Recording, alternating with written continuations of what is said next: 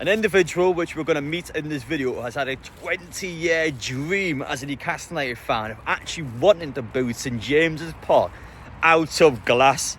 Sounds mental, I know, but he's actually done this before and he's had a financial backing of over £2.5 million to do this to the Kentucky Derby in Florida. So this is an individual that has actually been able to do this before, and now his lifelong dream to fulfill is to potentially build St James's Park out of glass. Is that possible? Let's have a chat to this individual in my video. But for you guys watching, before we get into anything, please do let me know your thoughts down in the comments section. Is this the sort of video you want to see?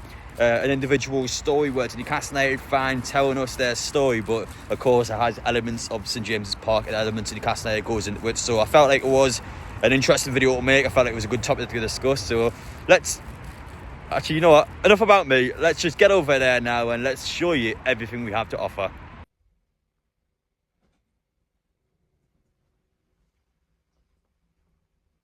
My name is Craig Cahoon. I am a Newcastle United fan, but I'm an artistic glassblower.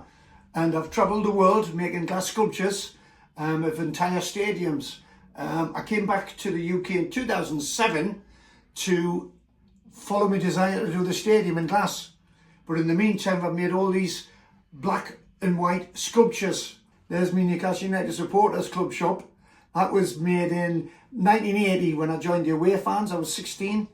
And upstairs from the Strawberry, where the old Supporters Club shop, we got a photograph taken and it had been pouring down a rain.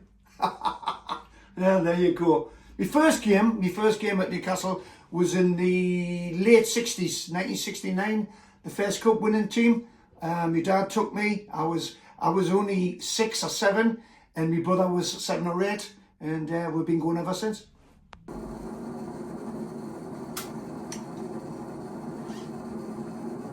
I went to the USA in 1999, and I spent 12 months making a tennis stadium, which was for the Naveen Masters, Jimmy Connors, Bjorn Borg, and the famous celebrities over 50s tour of Florida. It took me 12 months, and it was a beautiful stadium. That led me to then being able to be in business to replicate Churchill Downs, which is why I went to the USA. It was 25 foot long, 16 foot high and 12 foot wide, and it cost over $2.5 million to make in 2005.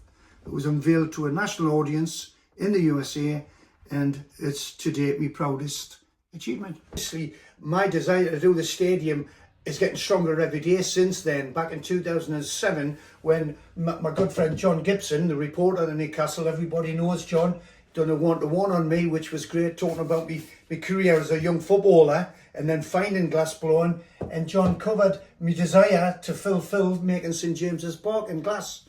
Now, at that time, I was in discussions with a football club, and under the Mike Ashley ownership, it didn't develop. There's all kinds of reasons why it did or why it didn't, but it was very, very well considered, but it didn't actually occur. I didn't get the endeavour with the club. However, I said, right, I'll wait till Mike Ashley's gone, and over the last 2 years I've spoke to Newcastle United about a dream of doing St James's Park, and they're very receptive to it.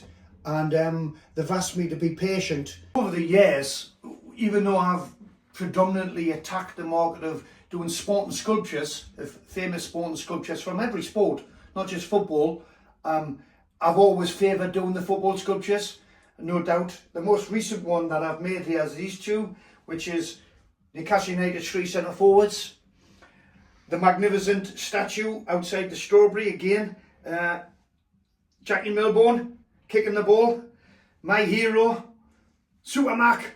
I used to sing his name all the time. Super Mac, had the honour of knowing, and I do know Malcolm. He's a lovely fella now.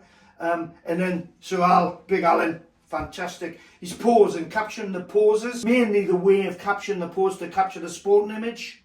In behind there, I had the desire to do the Newcastle United gate. I remember going through the gates back in the 70s. I remember going through the gates and obviously doing the little piece of Sir Bob standing on the ball and Big Al there with his pose behind. That's them two most recent pieces. This piece is a spectacular piece.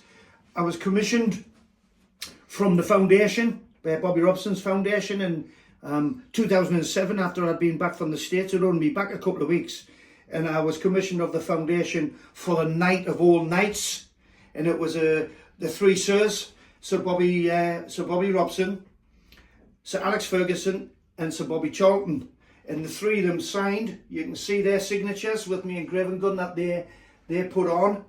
Each piece was signed by them, and I recreated Bob in his playing days for Fulham with his number on the back, and Bobby was standing behind this piece stroking it at the time on that night. Sir Alex, great Sir Alex Ferguson, fantastic man. His greatest moment undoubtedly for me, even though I didn't make him in his playing days, I made him holding the European Cup. And the stupendous Bobby Charlton making a sculpture of Sir Bob with his number 9 and his baldy head, capturing his pose. That's really the way of capturing a sculpture, even though that the three are attached down. Great honour making them and meeting them three legends. This is a reenactment of the concept of replicating the fans. So as you can see here, there's a famous scene that's been in a lot of the publicity on national TV and media, and there's been TV programmes about it. This is David Ritson, my pal David, in the late 70s, and there he is in the crowd, and I replicated that piece just to give the concept of the fans, and there's David there on the end, twirling his scarf around. That kind of portrays making the sculptures of fans. So anybody interested in commissioning me to do the fans, that's kind of what I need as a photograph to create the scene. But like you seen earlier, the piece I made earlier of Sir Bob, I did promise Sir Bob that I would make individual fans to go in the stadium, and I do like that, to replicate individual fans to fill the stadium. It would be magnificent. It would be an incredible achievement. What are you wanting to get out of this? So why are we both here today? Well, to achieve my goal, the legacy, the ultimate, before I leave this planet, I want to make St James's Park. I want to make the endeavour. I want to make the creation so people will understand the artwork involved, and I know I can achieve it. That's what I would like. More direct response from the club, as well as a location to fulfill the resting place of the piece. I hope you guys have enjoyed watching that. Different video today, but the idea is to essentially show Craig off. So I've heard about Craig over the last few days. I've had a chance to spend a couple of good hours with him today. An incredibly ambitious person who throughout his life has been able to actually build glass stadiums. The Kentucky Derby, as we mentioned before, 5,000 individual fans is actually designed into the stadium, and it's something that is still displayed to this day.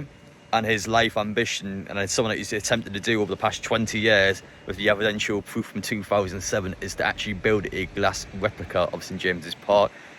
Who knows what size it could be, but to be fair to Craig, and something that I truthfully taught him, that especially since the takeover, we've got Salah, that's a big major Saudi Arabian sponsorship, who loves to show off to the fans. You've seen last season we had a drone display above St James's Park. Even this season you've seen outside the Baltic Art, where we actually got the light display that's through the water, where you can see Newcastle United legends.